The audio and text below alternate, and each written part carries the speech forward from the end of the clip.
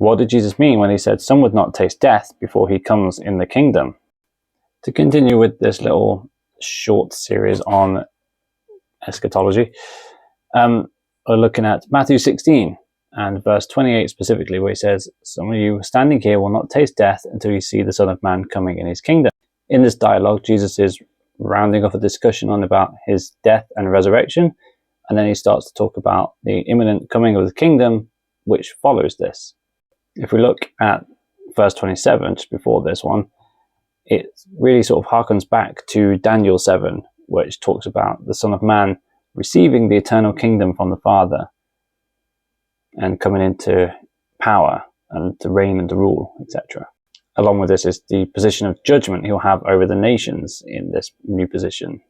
Because Jesus says here, the Son of Man will come with his angels in the glory of the Father to repay everyone for the deeds they have done.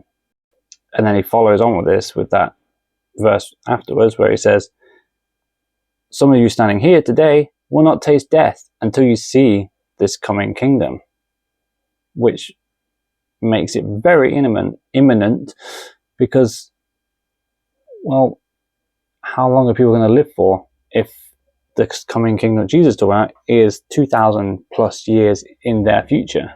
There are some who will say that this coming is referring to the transfiguration, which happens soon after this, and that the people who wouldn't taste death before this is referring to Judas, because he hangs himself soon after, so he sees the coming kingdom. This argument does fall down on a couple of points.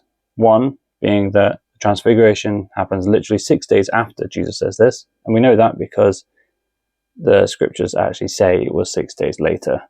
And two, Judas wasn't there to witness transfiguration. He took only Peter, James, and John up the mountain, and specifically says not to tell anyone about what they've seen until after his resurrection.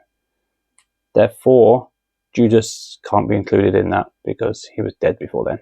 And others would say verses 27 and 28 are talking about two separate things, and they've just arbitrarily divided that sentence, which I hope you can tell is nonsense. It just doesn't make sense. But we also know from John 21 that even the disciples got confused and thought there'd be some that wouldn't die and would still be alive forever or for an extended period of time. Whereas if we take it to be the invasion of the Romans and the destruction of Jerusalem in 70 AD, then it's only a 40-year period until this coming kingdom.